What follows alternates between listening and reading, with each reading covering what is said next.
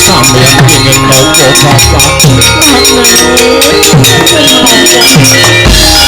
Engkong bapakmu kena ngopo tenguk-tenguk kok terus gletak. Bareng tak mek-mek awake kok anyep kabeh bapakmu mati lengkung. Aduh piye.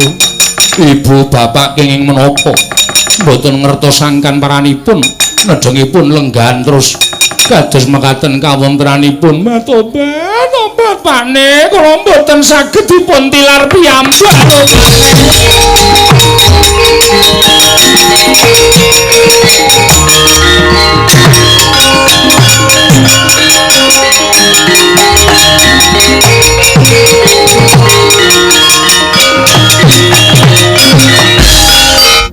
Pakne, sampeyan kena ngopo? Bapak, sampeyan kenging napa? Kula tasih betahaken Bapak supados angampi gesangipun lengkung Bapak sampun seda. Pakne, mbok aja kaya ngono to, aku ra iso urip ijen, Pakne. Lengkung? Lengkung kesuma? Nyuwun pangapunten kados Raden Wisanggeni. Iya. Warantawati. Tobat, tobat. Raden kawontenanipun semah kula kados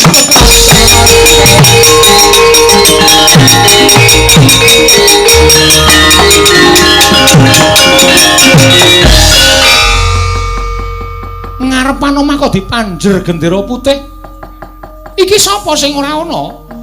Ngaturi Mas pausaken dhateng kawontenanipun ingkang abdi pun Kilurah Petruk. Nalika semanten nembe jejagongan kalian kula mboten ngertosaken paranipun. Lajeng keselak watuk-watuk tumuli dawah saking pelenggan. Tumunten sak mangke sampun mboten saged glawat.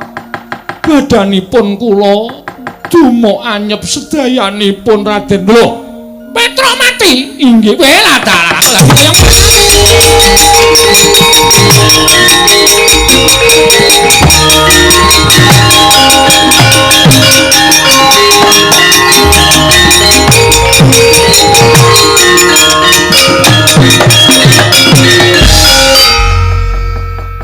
Ya wis nek ngono aku ngucapake bela sungkawa ya Warantawati. Inggih, Raden. Wis ora usah kuwatir, mengko kowe ora usah bingung. Petruk mengko dipendhem ning endi upama nganggo Prabaya aku sing ngragati. Yen perlu slametane Petruk kowe ora usah matur para Pandhawa. Tak slameti nganti tekan rampunge nggone nylameti Petruk. Matur sembah nuwun. Matur suwun Raden. Ya padha-padha. Lah kok edan temen. Ning ya wis ora apa-apa wong sing jeneng pati uripe menungsa kuwi gumantung marang panguwasaning Dat Kamurweng Dat. Ya kuwi lho. Mula tak jaluk kowe kabeh kuwi percaya karo panguwasaning Gusti. Merga Gusti kuwi nitahake titah ning alam padang kuwi anut marang kuasane lan kodrate. Inggih. Bojomu lagi tenguk-tenguk mongko ngombe wedang keselak tumuli tekan ning pati. Kuwi mbok menawa dadi kodrating Hyang Mahanasa. Inggih. Luwih akeh sing nalika semono lagi ngopo-ngopo mongko ora ngerti dodok selaing perkara wekasan tekaning pati kuwi kabeh dadi panguwasaning sing gawe urip ming kudu ikhlas. Matur sembah nuwun. Lah kepiye meneh wong dadi kersaning sing maha jagat. Mula ya wis ingkang ana kuwi bakal tumuli bali ora ana. Awale ora ana, mengko ana terus dadi ora ana meneh. Wis dadi kodrating Hyang Mahanasa. Inggih, ngestaken dawuh. Aja kok Petruk, aku sesuk ki mesti bakal ya tekaning pati. Ning mangsa kalane kapan kuwi mbuh awak dhewe ora ngerti. Isih suwe apa mung kari cendak umure awake dhewe kuwi, ya tetep awake dhewe ora iso ngerti. Sing ngerti mung panguwasaning Gusti. Inggih. Wis lengkung rasa nangis. Inggih. Sareng kula ngertos pangendika panjenengan. Lajeng tumuli ikhlas lair batos kula. Nyatanipun tiyang gesang wonten ing alam padang menika mboten selaminipun sesarengan nadyan menika tiyang sepuh. Rama kula piyambak nadyan kula ibu kula piyambak selaminipun mboten badhe sesarengan tumuli wonten wancinipun pisah. Mestine ngono. Inggih. Mula dadi patuladanan Kaca Benggala wong urip ing alam padang kuwi nyuda tumindak ingkang adigang adiguna. Nyuda sumangah sesongaran sombong umuk kekuwataning menungsa kuwi sepira? Paribasane mung bledhog ana ing astane sing gawe urip. Inggih. Matur suwun Raden, padha-padha ora apa-apa. Lah terus wis ngrancang urip sak teruse apa urung? Tegesipun kados pundi? Sakbare Petruk mati kuwi apa kowe arep ngrandha? Apa kowe arep golek bojo meneh? Merga lengkung ya isih mbutuhke Prabaya dienggo sekolah mbok menawa lan nggo uripe anakmu si lengkung. Kula tasih bingung. Kula tasih tresna kaliyan Ki Lurah Petruk. Wis aja tok tresnani, kowe tresnani wong mati ki entuke apa? Ngaten. Lah arep tok tresnani pendak dina nek wonge wis ora ngerti, wonge wis ora krasa, wonge wis tekaning pati kuwi kowe entuk apa? Malah gegerus atimu dhewe. Kowe mbebecer wektu lan uripmu ingkang tanpa guna. Mekaten Raden, bener. Lah dos pundi wong nyatane upama kula menika pinengku dening priya ya sapa sing gelem wong kula niku randha. Ge anak siji.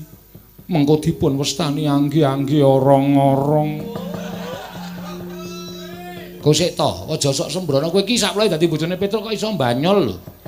Mboten ateges menika. Nanging ya sapa sing gelem. Kowe iki jek enom, no? Nek kowe nyebut sapa sing gelem kuwi keliru. Wong kowe kuwi iki gamanmu akeh. Gaman menika tegesipun daya kekuatanmu, pasuryanmu ya ayu, kowe anak ratu. Mongko nek semono bejo temen uripmu mung dimek karo Petruk, mongko saking para satriya-satriya iki padha kedanan karo kowe. Lah kok bejamu kinodratake entuk Petruk. Ning ya bejamu meneh Petruk tumuli tekaning mati, mongko kowe isih enom. Inggih. Ha iki ngene. Iki mung upama lho. Inggih. Bangane kowe diwengku wong kana-kana. Inggih. Tur aku ki rak ya isih muda. Tegesipun kados pundi? Panjenengan paring pangandikan menika tegesipun kados pundi? Ngene lho, aku ki isih enom mongko ya urung mengku garwa. Mongko wong golek bojo kuwi angel. Wong golek bojo kuwi angel. Kosik to, tak omong dhisik. Wong golek bojo kuwi angel, wong golek garwa kuwi angel. Yen kleru nggone milih garwa kuwi bisa nyengsarake uripe wong lanang. Nanging yen bener nggone milih wong wadon kuwi iso ngunggahke derajating wong lanang. Inggih. Lah saiki aku tak takon karo kowe, upama kowe kuwi karo aku ngono cocok ora? Tobat namung gumantung anak kula, nek anak kula cocok kula ya cocok. Lengkung piye? Kula nderekke mawon. Naingaten Raden badhe mengku garwa Kanjeng Ibu. Nek kowe entuk ora apa-apa, nek kowe ora entuk ya ora. Menawi kula menika nggih boleh-boleh saja.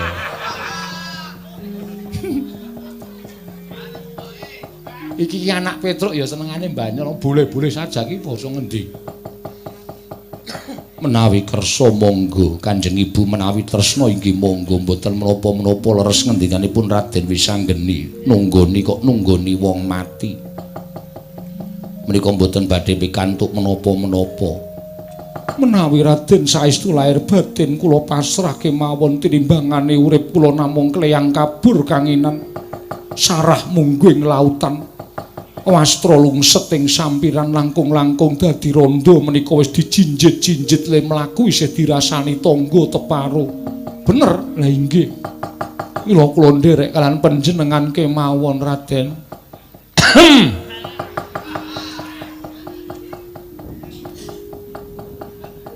Ngopo Lengkung? Wonten mayit kok dehem. Sing jenenge wong mati kuwi nyawane urung iso ado-ado saka ragane. Ngono. Wong tuamu mati kuwi nyawane isih ning kiwa tengening ragane kono merga dheweke urung dong yen to tekaning pati. Ngaten. Iya, dadi isih iso dehem, isih iso ngopo-ngopo. Mburi kae. Ambruk kan dibenakke ora ming tengok-tengok wae. Nek tenan tak wengku garwa, wis rasa to gagas. Saiki ngene, lengkung ngetutke ibune ning Drepsila geni, aku tak ngrukti kunarpaning Petruk kantong bolong.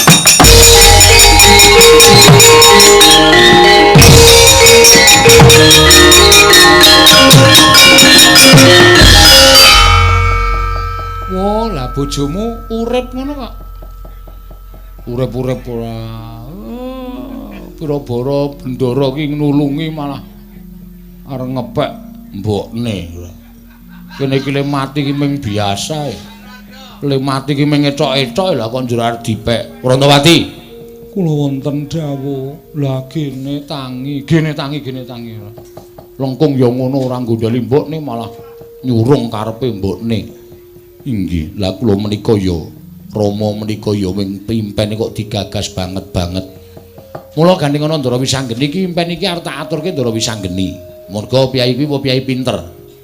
Ngaten, Bapa. Kono mundur ngestaken dawuh. Kono Rantawati kono nyetrika apa-apa ngono. Kula tak teng mriki. Sing kene masuk. Ngestaken dawuh. Dadak oleh barang apa? Salah. Kowe ngapa Tru? Ngapa Gah aku sok nek kaya ngono kuwi. Lah aku ki ngerti nek kowe iki ora mati kok. Aku ngerti nek kowe etok-etok mula aku terus duwe ego vertikal ngene iki men kowe iki tangi. Wah, pancen sampeyan iku wong pinter. Ora kowe ngapa? Enten tiyang sing ajeng jarah kula. Lho, jarah piye? Tegese jarah pati kula. Kula ajeng dipateni. Kok kowe iso mong kaya mengkono buktine apa? Kula ngimpi. Ngimpi apa? Dadi manten. Monggo mantene wedok ora ana. Nek mantene wedok ana tegese kula Petruk niku mati saka karepe sing kuwasa. Nek mantene wedok ora ana kula nyandang manten dhewe monggo pahargane wis genggeng niku tegese ana wong sing ajeng nyolong karo uripe Petruk. Mula kula ora trima.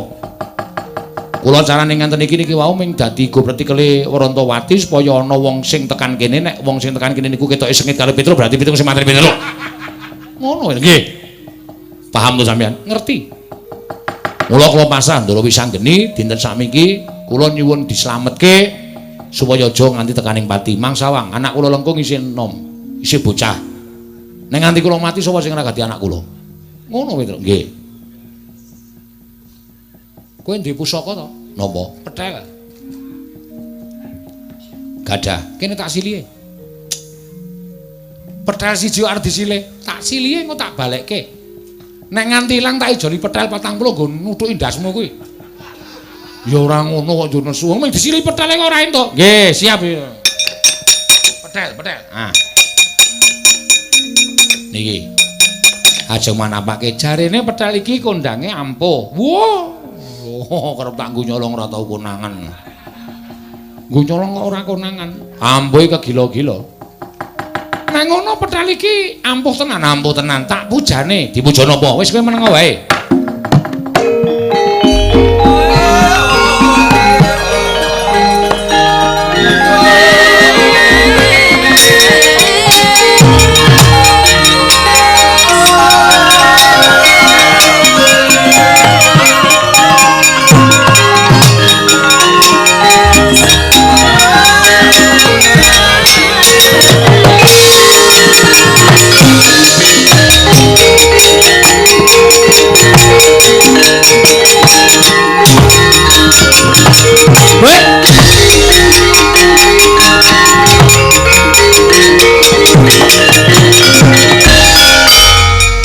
Iki sampean gawe masalah iki. Nek nganti bojoku weruh engko bingung, kleru, wah sampean sing kula tempuhke, kok sik to. Arep bentuke padha nek sandangane beda to. Lah nggih niku nganggo iket nganggo surjan kok. Ning rupane blek jan ora geseh. Nek ora cara ngene iki kowe mesti bakal mati. Mergo kowe ana sing bakal jangka patimu. Jane sinten to? Kurawa. Lho. Kurawa? Iya. Nek ming Kurawa iki kula wani. Kurawa dipandhegani karo Bapa Njodipati. Bapak Jodipati Raden Werkudara? Iya, Petruk. Wah, lah setan ora. Lah kok iso Ndara Werkudara niku ajeng mateni kula diblithuk karo Begawan Durna. Mula aku nyipta wujude Petruk iki. Nggih. Terus karepmu piye? Kowe lunga. Lunga sing adoh. Oh, nggih. Lunga sing adoh. Aja nganti ngetok. Nek ngetok mati kowe. Oh, nggih. Lah terus iki ben dipateni Kurawa. Oh, nggih. Iki nek dipateni Kurawa ora apa-apa iki mung saka Pethel. Lah nggih. Oh, wah jan pinter sampean. Dadi kula lunga sing adoh. Iya. Niki benteng riki men dipateni Kurawa, men digawa Ndara Werkudara. Iya, Petruk. Oh, nggih. Niki nek nyuwara ya padha kula. Padha plek ora bakal ana bedane. Truk. Apa? Lah. Oh ya iso padha lho. Nang jerone wonten tipe. Tip dengkulmu mlocot. Ora ana ku ya kuwi gaweanku kok. Wah, ya anu cirine siji, dhek ra ndek jenggot. Ya mongko tak thukulke sedhela kowe gampang. Ora sampe ana bedane. Ning niki tesih wonten siji perkara. Lho, sijine perkara piye? Nek kula lunga sing gara-gara sapa? Niki digawa Kurawa, kula lunga. Terus mengko nek Garing Bagong goleki piye? Ayo. Sampeyan kudu iso gawe Petruk siji meneh. Petruk siji meneh. Heeh. Ya anu nggih. Piye iso ora? Iso. Nek iso kula tak ndelok sik kaya ngapa lek sampeyan gawe Petruk. Ning saka wong lho, sakarep sampeyan.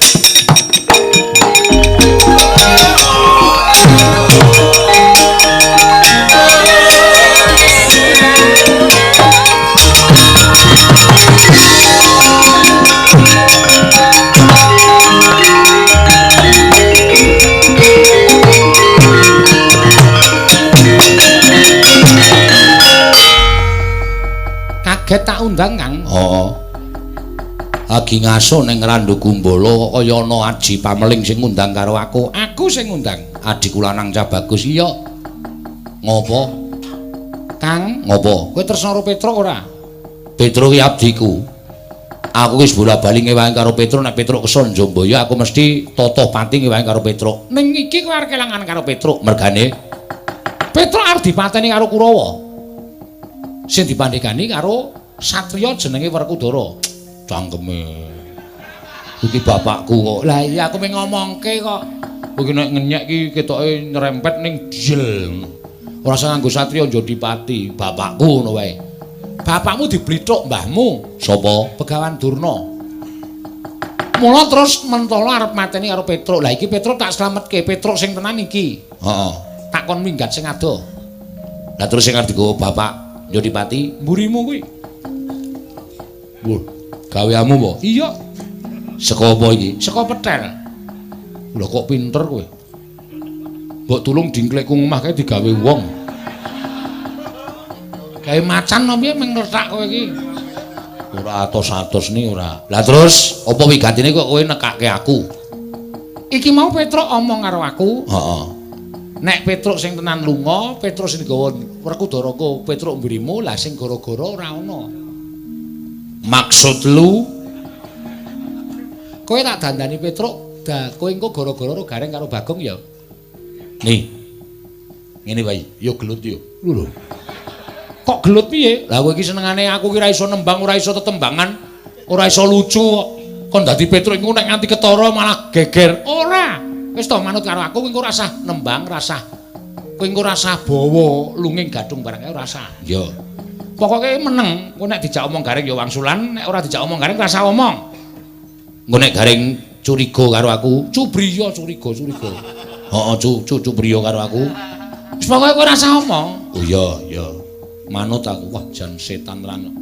Ya ditenono suwe tak kon dadi Garing. Men tak toklek sikile siji. Tak toklek wis meneng wae ya. Ngampet ambekan. Wis aku engko bakal muja karo kowe. Nek kowe tak puja kowe bisa dadi Petruk. Ki arep tiru-tiru Bagong kowe ya. Ajar ora. Wis tak pujane Kang. Yo.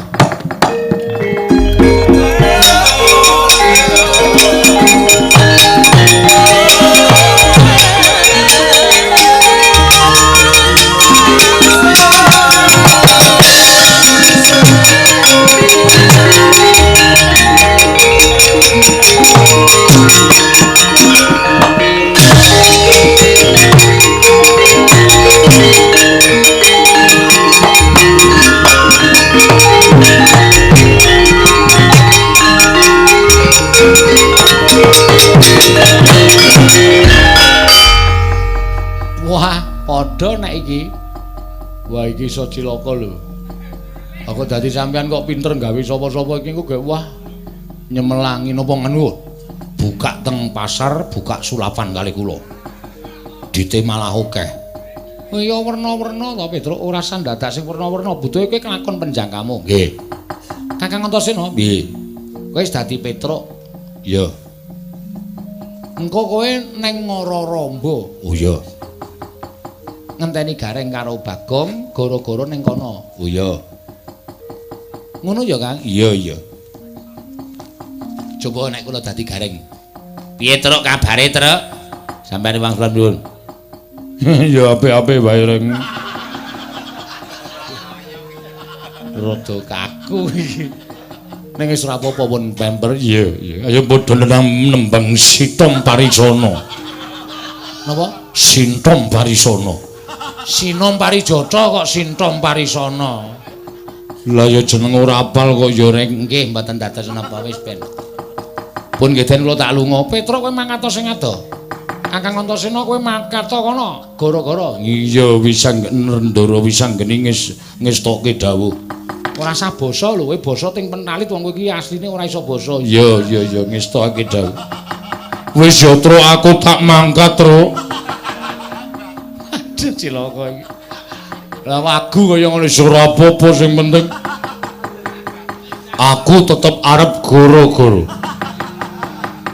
Rewel ngene salah ngono salah rewel ora asah nembang wegah aku ngomong terus terang terus pelip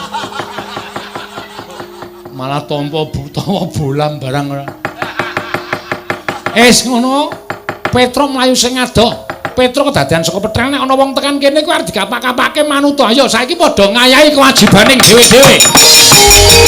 Matur nuwun Den.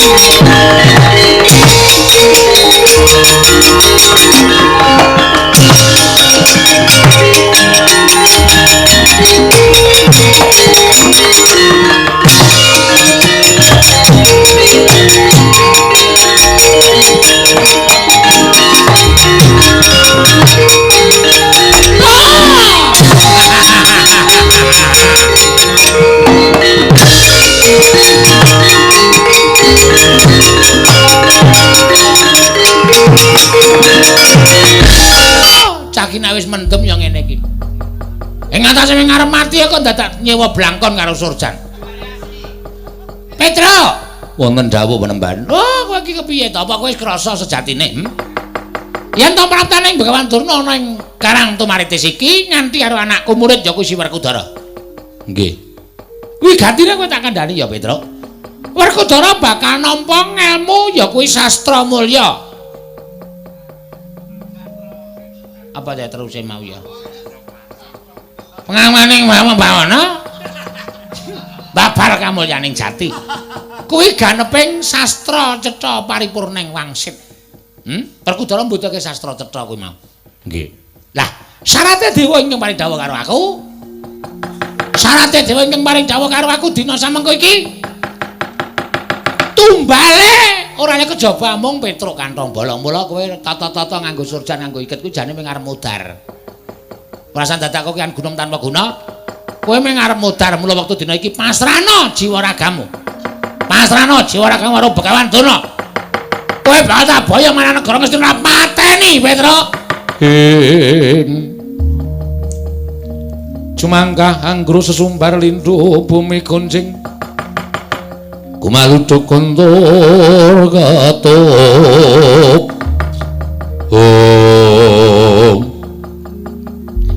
nek sing tekan iki Ndara Werkudara kula manut pasrah bongkoan nek sing gandeng tekan iki niku sampeyan ambrapa sampeyan niku aling-aling Ndara Werkudara kula ora sudi nek Petruk dibondo karo Begawan Durna kula wegah nek Petruk kudu ngarung-ngulungake tangan kula loro dirangket karo Begawan Durna. Loh, nek ngono kowe wani karo Begawan Durna. Apa kowe ra miris? Nggonku tekan ana ing Karang Tumaritis iki mboyong Karang Si Werkudara. Kula mboten ajeng wedi. Nek Ndara Werkudara dereng ketok kula mboten ajeng teluk karo sampeyan. Oh, Petruk kantong bolong kowe rasa ngayal. Kowe ora usah ngeyel karo Bakawan Dono. Manut to, yen kowe ngeyel aja lakon dosa. Apa lakon dikeroyok dening para santa kula. Wah,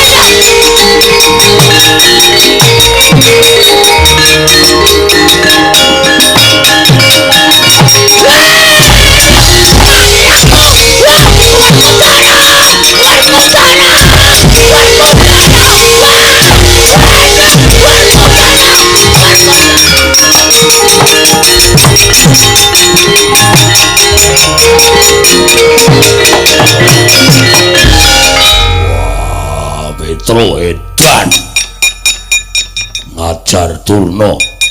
Wen sadurunge mati ya golek pemarem Jyotasi karo Pendhita Durna sing. Wah, Petro edan. Durna bapakku. Werkudara. Aku wis omong karo kowe aku wae sing tekan kene kok dadak disiki. Ya sirku ngono ya men ketok kaya gleleng. Ning Petro malah ngajar karo aku Petro ki iblis lanat.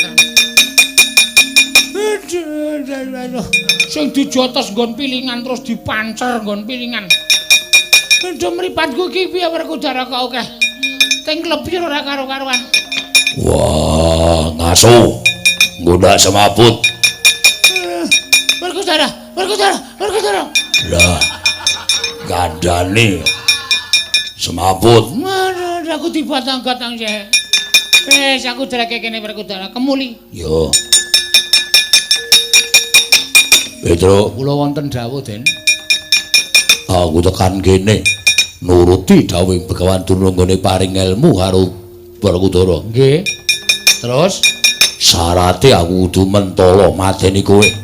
Ning patimu kudu mapan oleh negara Ngastina. Nderek, kula mboten ajeng silak. Petro niku namung ngabdi kok, Den. Nek sampeyan mateni Petro sampeyan wuwuh ngelmune, Petro dijoli ngelmu kanggo kabetanipun gesang Ndara Werkudara, kula manut. Niku tresna kula lahir batin. Najan Petro tekaning pati, ning nek Ndara kula Werkudara niku entuk ngelmu sing migunani gesangipun Ndara Werkudara, kula ikhlaske, mboten ajeng kula tutup-tutupi. Kula mboten ajeng silak. Pun mawon mati cara napa mawon kanggo kamulyaning Ndara kula Pandhawa utaminipun Ndara Werkudara kula manut. Bagus.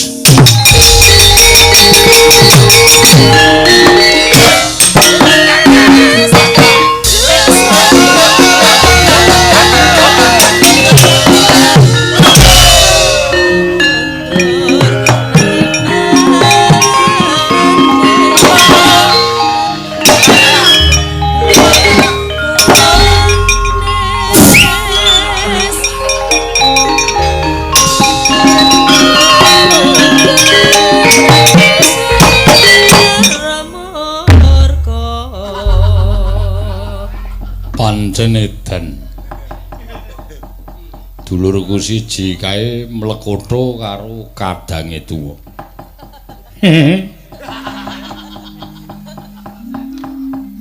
Piye lek ku arep miwiti monggo ya wis tak anggep sagu. Lah. Matur sembah nuwun kagem warga Ploso Dadapayu semanu dalu menika ingkang sampun kepareng nimbali dhateng Petro sak rombongan. Mugi tansah pinayunganing kawidadan nir ing sambikala lan tansah nampi berkah Gusti. Matur suwun.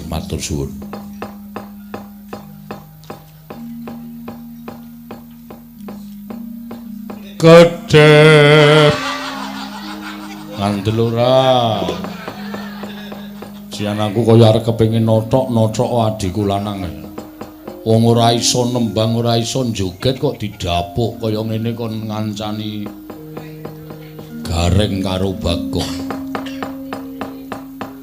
lumbung tisu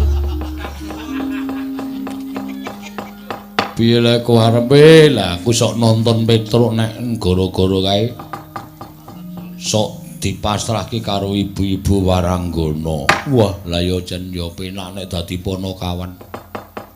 Iso omong bebas.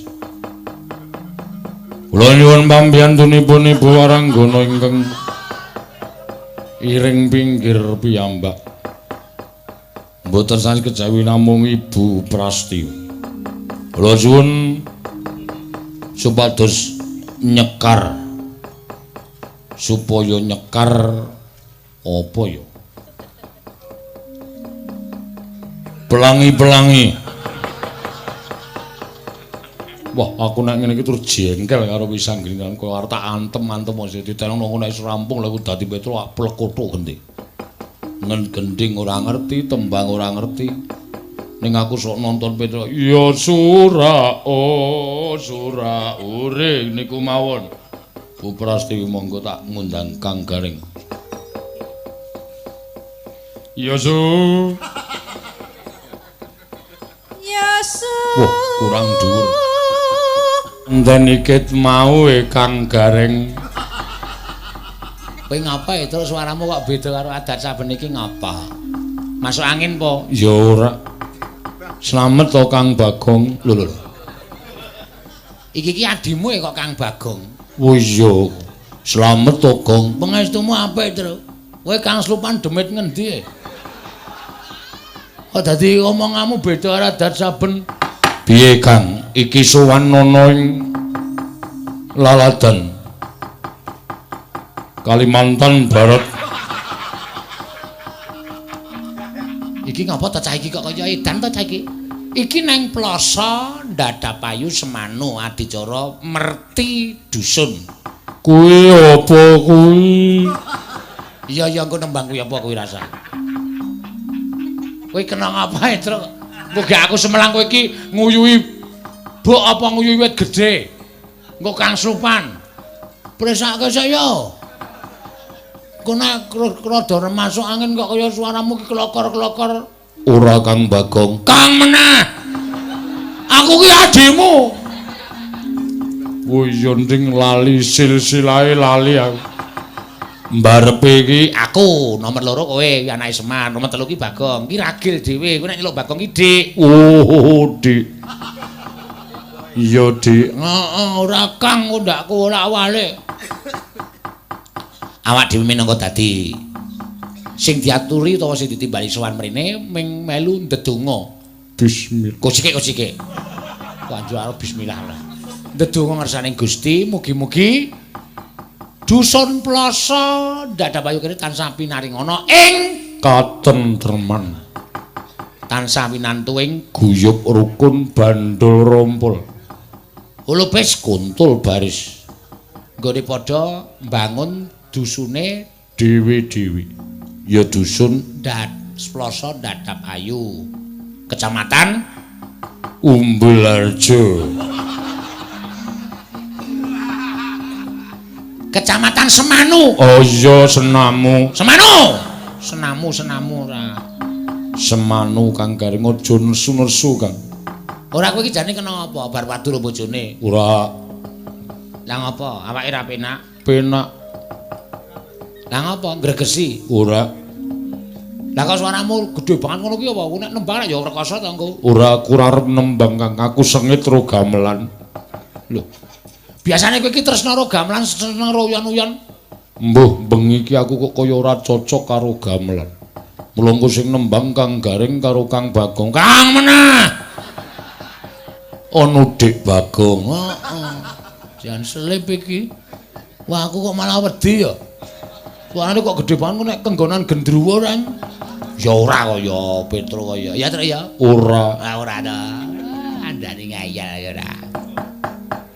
Muga-muga sing ditantur iso Tukul Arwana. tukul tok kok tukul arwana ora. Ngrembaka Woh-wohane. ngrembuyung Gegodhongane. saengga iso panen luwih saka tinimbang taun sing Ngarep ketungkul. kepungkul. Ya, Iya Kang Garing. iki ayo ngaturke panglipur karo para lenggah. Ya ayo Kang Garing arep nglipur apa? Arep buka apa Kang Garing? Atur panglipur tembangan sing kepenak, guyon maton sembrono parikena sembur-sembur adas sing lara dadi waras sing ruwet dadi tuntas. Iya. Sing nembang kowe karo Mas Bagong, Pak. Mas meneh, Dik Bagong. Dik Bagong. Oh, kowe ora nembang apa ya, Truk? Aku lagi ra seneng krungu swara gamelan, Dik Bagong. Wah, ngapa sebabe kowe ra pecinta kesenian to? Aku lagi ra cinta. Lagi wegah. Ya, nek ngono aku tak nembang sik ya, Truk. Monggo, monggo. Monggo Kang Garing. Milih Waranggana. Ah iya, wong tuwa iki nek Waranggana nek ora milih ndak ora jos. Iya, Waranggana. Kok wis dikemul iki arep dikirim apa ya Kang Garing? Arep dikirim nendi ora? Kaya bingkisan. Pen Waranggana do kemulan kabeh. Karang ki adem ya minta ampun kaya Truk, ora iku ya wis kandel-kandel. Sing maune pilekku wis mari iki dadi tukul meneh umbele. Seratke, Truk. Tak tunyo kepalamu. Ndasmu biasane ndasmu kok kepala. Nek kepala ki sama kepala. Iya Kang Garing. Nembang opo kang aku tak ngrungokke. Sing tembang-tembang modern kae wae. Ingin ku teriak. Wis ta Truk kowe iki ngapa ta rasa nembang? Anteng kok tak tembangke. Yo minta maaf Kang Garing. Nyuwun pambiyantune Ibu Wahyu ya, Gong. Apik rasa jak omong petuk ndak mulai mumet. Bu Wahyu arep nyekar apa? Iki mau ana sing nyuwun sing kon jero nalika ning transit mau. Nalika nendi Kang Garing? Transit. Oh. Nyuwun Sinom Parijata. Wala diaturake apik tenan Sinom Parijata kuwi Kang Garing. Slendro apa lepok? Pelok kok lepok. Pelok. Nah.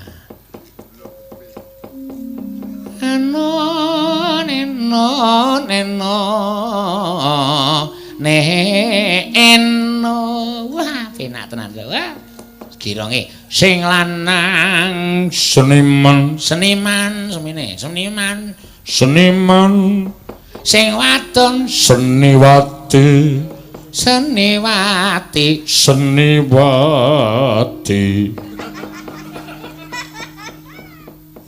kok aku kok kaya curiga kowe iki kaya wong lara ta, Truk? ora Kang Garing ya ming mbok menawa suaraku lagi owah sak utekku Ya iso. Sing wadon Seniwati kayane mlumpuk kok mumpluk ora. Wis aku tak karo Bagong weh. Ora adong ora.